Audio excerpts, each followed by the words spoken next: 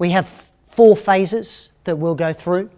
Activation, which has just happened. There's been a call to the paramedics.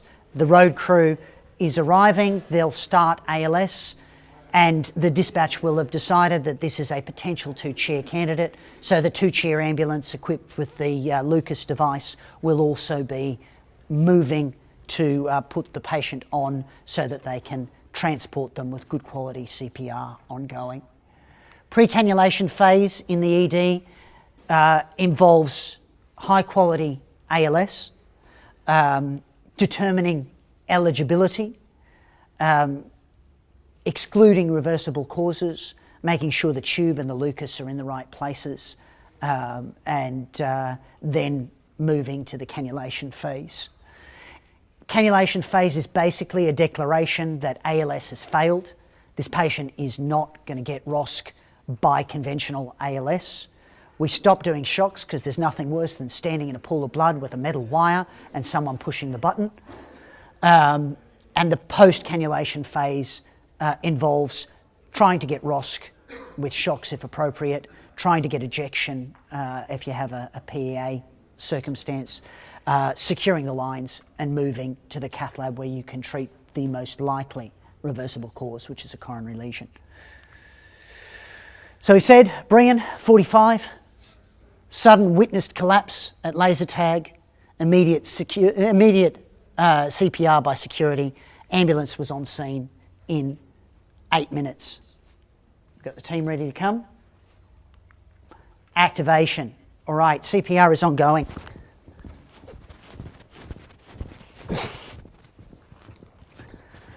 Hi guys, thank God you're here.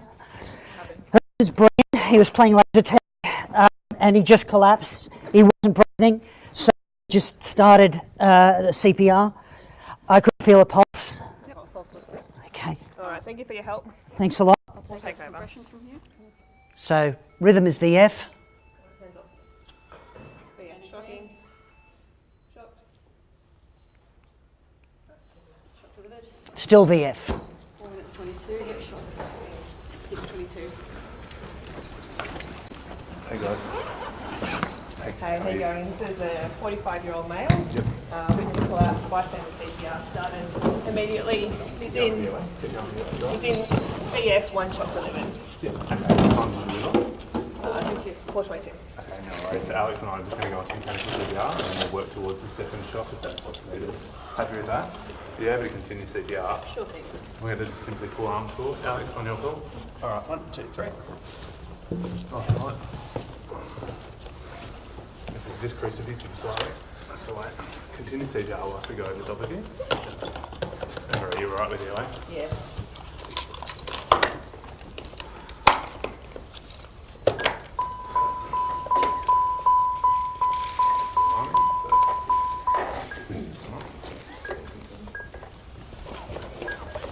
Beautiful. Let's just get the next strap on. And I'm just going to slot it in. I'll keep going with the airway. Let's see if we've got a central pulse with it. Okay, we've got a central pulse with it. Time-wise, we've got just under a minute to our next defibrillation. You can, work on a cannula. Alex, if I'll start setting up a tube. Yep. And you've got no PA, you're happy ventilating? Yep. Okay, just ventilate with the 30 to 2. And you can just keep an eye on the clock for me. 6:22 is next.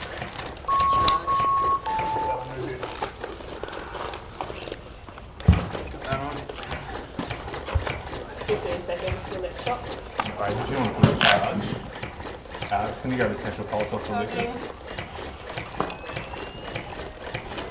We'll wait for Alex. Alex has got the pause button for the Lucas. Okay, you can pause it when...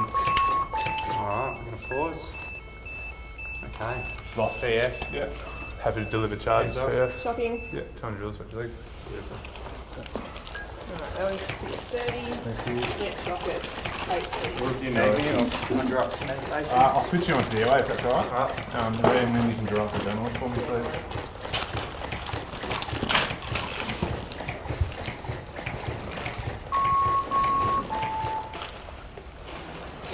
So you'll see how the Lucas device really calms the scene, allows people to do multiple jobs rather than pushing on the chest. Most importantly, it allows us to transport the patient with excellent quality compressions. All right, guys, so I'll let you guys continue loading, and what we'll do is move everyone over into the ED. So, what's happening in ED right now? As our paramedics are en route, they've made a call to the bat phone in ED. Pete McCanney is the emergency physician who is on. He's identified that this patient is a potential ECMO candidate, and he has made a single call that's activated the whole ECMO team. Pete's also going to distribute role allocation cards, which you have. Do you have one we can hold up? So these hang on lanyards around people's necks so they know what they're doing. This is an uncommon event. And so the teams that we're putting together are much like the team we have today. These guys, some of them know each other, some of them don't. Some of them work together, some of them don't. So that's very much like an ad hoc ECPR team in just about any hospital. Lovely. So we'll pause the Lucas just for this part. You guys can imagine that you are in the ambulance, zone of silence, excellent ALS ongoing, shocks, drugs, etc., moving towards the ED as Pete is preparing his team. So Pete, off you go. Okay guys, so getting ready for the presentation. We haven't got further details yet, but I'm prepared for the intensive CPR. I'm going to team lead. We all happy we've got our roll cards, know what we're doing. All you're going to be perfusionists and look after our pump for us. Our intensivists and our surgeons are on our way. They're here. Cannulation point of view, there we go guys, okay? So cannulator 1, cannulator 2. Initially in the pre-cannulation phase, we're going to focus on high quality ALS. We're going to do airway check, CO2, make sure the Lucas position's adequate. And Yeah, go up the top, the other toe first. And so you get the full flow set up and ready to go. So as soon as our airway person is happy, all right, does anybody have any questions? And we'll check as well if the cath will have to be alerted. That should go out on the page. Yep. Cath Hub are aware, and we'll be finishing up the case that's on the table. Let's just do a pulse check and shock before we hand over, and then so you charge up. I just want to grab central. Charging, you can grab central. Yeah. Let me know when you're Pulse happy. of the workers. Yep. No pulse. Okay, hands up. Hands up. Defibrillator at 1450, and we'll hand over. So, the 43-year-old gentleman, he was playing laser tag, and he's had bystander CPR, which we deemed was appropriate and successful for a duration of roughly about transport time to the scene of about 9 minutes. Thus far with us, he's Plug received this 14 also, minutes, it seems to be now there. 15 minutes of supported circulation, and he went on to mechanical CPR roughly about 3 minutes into that supported circulation by EMS. Throughout the arrest, he has been in ventricular fibrillation. Thus far, he's received 5 DC 200 joule shocks. He's been cannulated and received 2 milligrams of 1 in 10,000 adrenaline. For us, I don't know anything about his comorbidities, but he was playing laser tag, and his friend said he was quite fit. And that's about as far as we've got along. We've just got 1 cannula with the pump set, received about 100 ml of fluid just prior to left arm. Any questions at this stage before we get From across? the time from collapse to initiation of CPR was how long? They were with him playing laser tag, so it was pretty much less than instantaneous. 5 minutes. Yeah, so the supported circulation throughout has pretty much been since his collapse. And just to remind us, so what cycle of CPR are we at? So we're doing just 30 to 2, but we're just doing continuous with the tube now. We're 1 minute to next. 5 minutes in total. So thus far, in terms of monitor, we're 16 minutes, so we're roughly just under 35 for Fantastic. So we'll go through the stop criteria in a couple of minutes. Let's get over on the bed, guys. Want to move over on the spine board, or do you want to yeah, you must. Oh, how about I'll get it to there. You take it. Yeah. What we normally do is the emergency physician is the dedicated team leader, runs the standard ALS. Depending on the institution, in St Vincent's, what we do is have 2 intensivists at the bedside who are independent of the cannulation, making a decision whether or not the patient is candidated. With the criteria that you see, going through the checklist, there aren't any stop criteria, contraindications. Team leader, we have a size 7 tube, 22 centimeters of the team. Okay.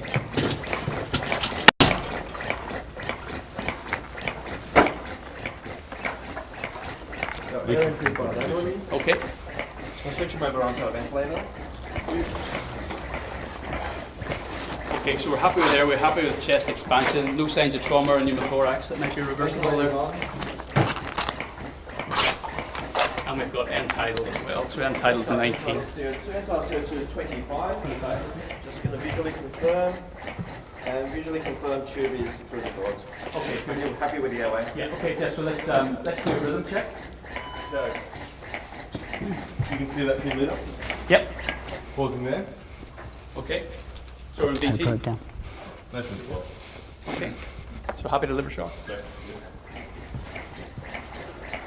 about the sequence. Away. Charging and shot. Good. Okay. Let's drop some more adrenaline. 1 milligram. So you want to get the toe probe down first, please. What I want you to do is confirm the adequacy of compressions on the lucus.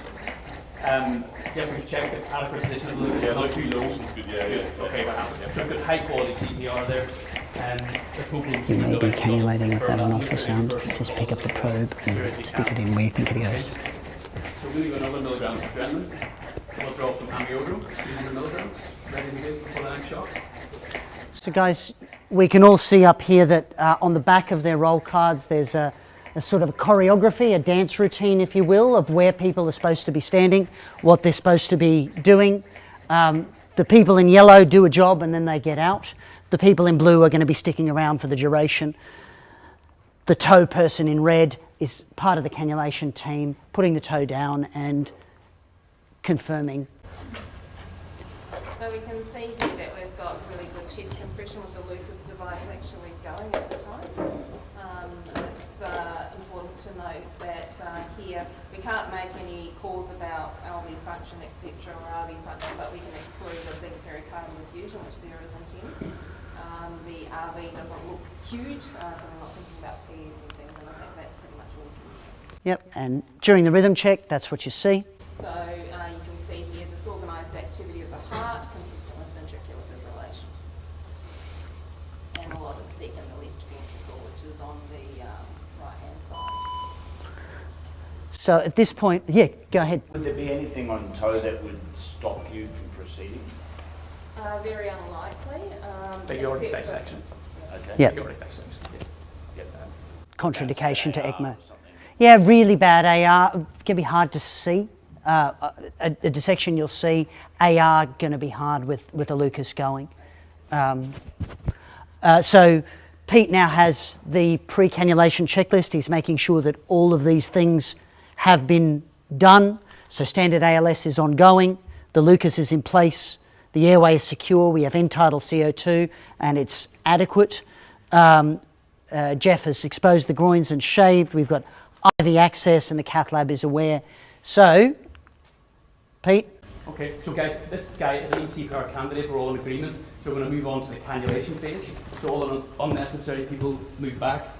You guys stay. Cannulator's going to ask you to come in now, okay? Happy for you to proceed with cannulation.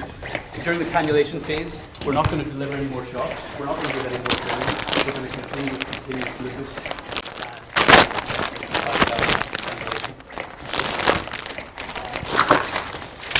Did you want any more access whilst we're getting set That up? would be very helpful. Yeah, I mean, we do another IV peripheral access, and following that, we can get a radial arterial line.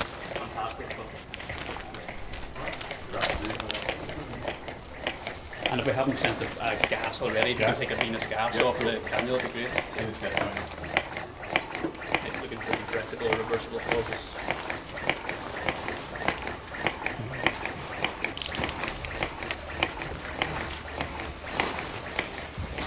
This is often the point now where you get a bit of silence and a bit of that's the period where they're setting up and the cannulation is getting ready to proceed. And what we do now from a communication point of view, the team leader, where I'm standing, the easiest way to communicate with what's going on with the cannulation is for me to communicate directly with the co-operator, so Siri. She's got bird's eye view of the role, so the cannulator is going to talk to her, telling me the wires, where the wires are, confirm where she sees the wires, and she can get back that. Shot on the call. Can we go to the artery first, Matt? 1,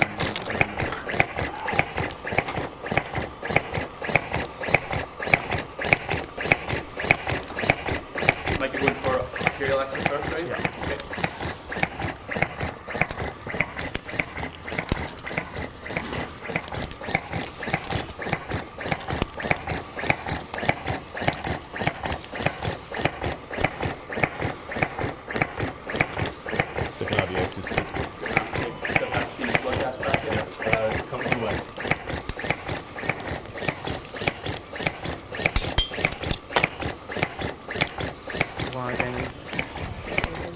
So if you would start having a look, this should be an aortic wire. You can see the descending aorta. There, so there's the wire. Okay, so that's a longitudinal view of the descending aorta. Okay, good. So we're happy with the first wire position confirmed in the aorta. Thank you. Mark, okay.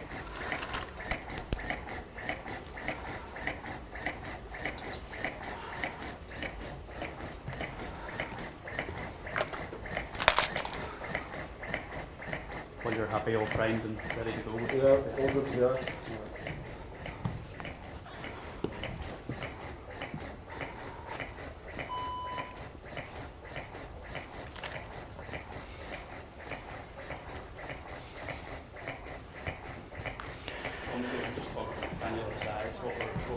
Here, what's the standard practice for our ECPR current? So there should be a wire coming up the IVC now. Go on with the overview. So we'll just So, back 1, 2. So Mike, could you put in a 17 French arterial and a 25 So Venous? that's the liver there, the IVC. So your wire's in the IVC. Correct. So that's both wires in now. Okay. Now what I'm going to do is just use cannula into a small vessel and need to mitigate the risk of dissection. So as we're dilating up, I'll just talk through the process. One of the questions was, when you're putting in such a large cannula, is there anything that you can do to mitigate dissection or damage to the vessel? First of all, confirming that you're in the right place, so seeing the wire on toe. Secondly, if you watch Nat and Mike as they cannulate, they're going to be moving the wire as they place the dilator. So you go in about a third of the way, you move the wire to make sure that there's not a kink. Because as soon as you get a kink, then you risk backwalling or dissecting the vessel. So you can see they're checking the wire, coming out.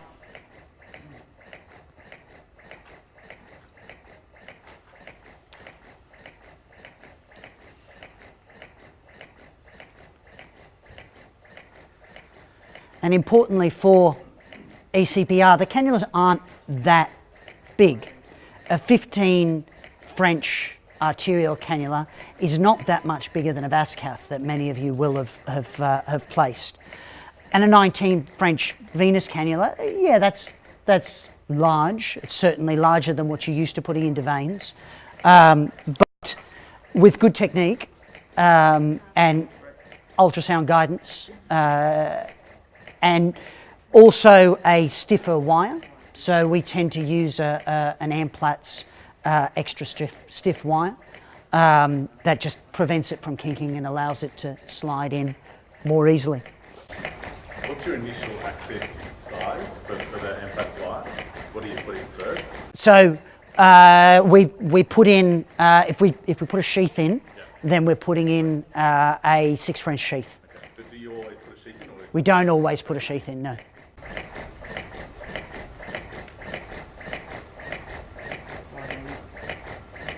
Indeed, Jeff, often if we go with the wires that are in the pack and we find that we have a kink, we'll come out and put a sheath in there, and that's where we'll use the Amplatz.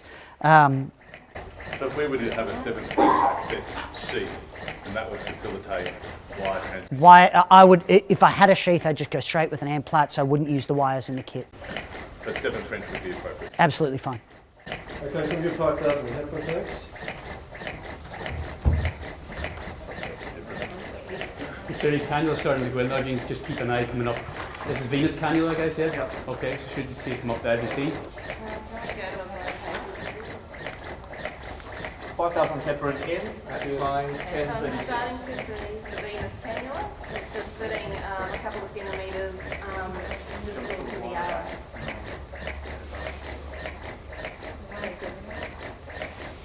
Position there, guys.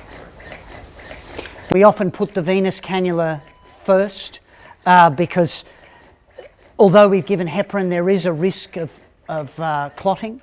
If there are some small clots in the venous line, they'll get sucked into the oxygenator, not cause any harm to the patient. If instead we put the arterial line in first and clots form there, we get to shoot them straight up to the brain. It's not a hard and fast rule, but it's something that we try to do. Also, in this scenario, we're cannulating on one side of the patient. That's acceptable, but it may worsen the risk of ischemia.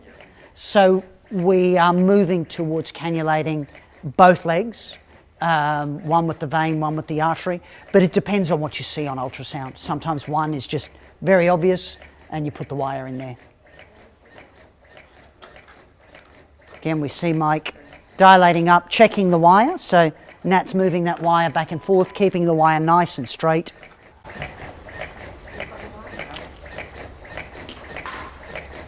Still happy with this position? Yeah, it's all good. We've got two bars in the battery, so. And each 2 minutes, although we are not defibrillating, we're checking the Lucas position because it can migrate. We're checking the toe to make sure that it's still compressing in the right place. We're checking end tidal CO2 to make sure it hasn't dropped. And that just ensures the quality of CPR continues despite the fact that the patient's covered up and that we're not doing 2-minute rhythm checks. Do any of the patients require anesthesia at all? So one thing that we do find is that patients wake up on Lucas, and a dose of midazolam or ketamine is more than sufficient to make them go back to sleep. Now, they wake up on Lucas, but they don't have any intrinsic cardiac rhythm, so when you stop the Lucas, they're dead again. So do you routinely muscle relax these guys? No. Or no?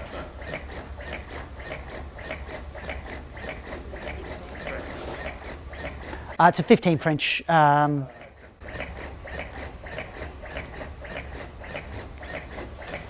good. So we're nearly coming up to arterial cannula insertion. So as the arterial cannula is going in, we're getting close to going on to ECMO. Another call to the cath lab goes out to let them know that we're about 15 minutes away. What we need to do is go on ECMO, try and get return of spontaneous circulation, secure the lines and move.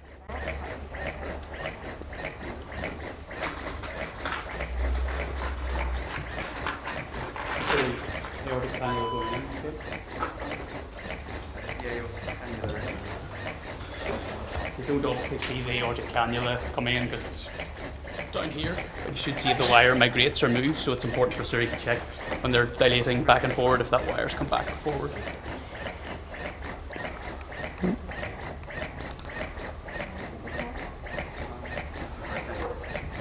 Ready for the lines. Yeah, one's coming up. So in both RPA and St Vincent's, we have pre-primed pumps ready to go. However, that said, someone as experienced as Paul could prime a pump much faster than we could get the cannulas in.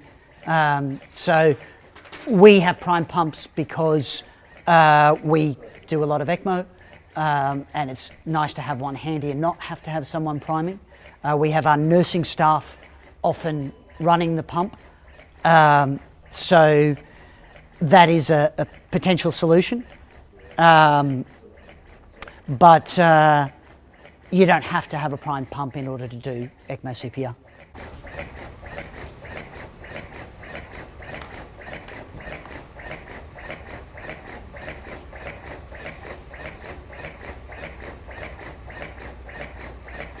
Need a new pair of scissors, Nat, or just some Weet-Bix?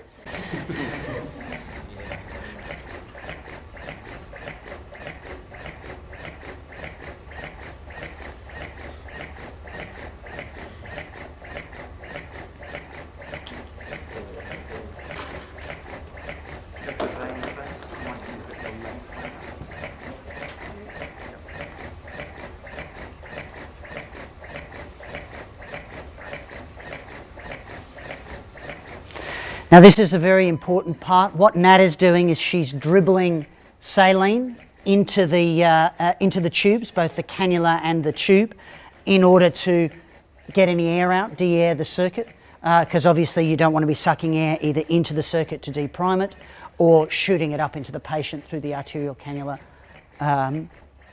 So they're checking very carefully that they've gotten all of the bubbles out. We're now connected and ready to go on to ECMO.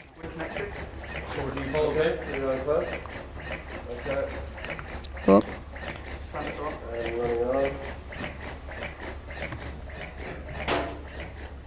Can you fix the projector that has just died?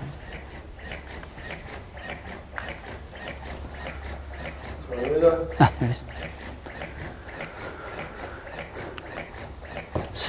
So at this point, we've entered the post-cannulation phase.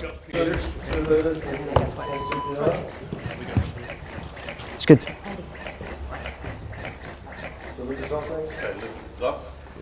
So, What have we got? Okay. Still in the same rhythm. Hold on, rhythm's changed. maybe not till after the shot. Okay. That's a little bit premature, Okay. sorry. Okay, so we need to deliver another shock. Okay. Everyone happy charging? Hands off. So we've now got ECPR flow, Okay. so we don't need to And we continue. go back, charge, hands off. Charging. So that was our toe image before. Showing the, and that's, Okay, so we've got an organised rhythm which looks like sinus. Change, guys. Okay, good. So let's have a look at the toe. We've got an lots of organised contraction. contracting rhythm. Good. Okay. So ECMO flows at 2 litres. Cath lab are aware. We'll just double check that they're ready for us to start moving. Cath lab are ready. So we need to secure our cannulas before we move. Can I take my toe back out? You can over about that. And let's set up the transfer to the cath lab. Okay. So we'll pause the scenario here. So at this point, we're on ECMO support. The patient has return of spontaneous circulation.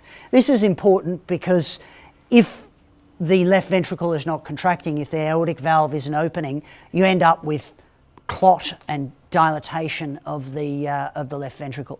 So we want, as best as possible, to get that LV contracting.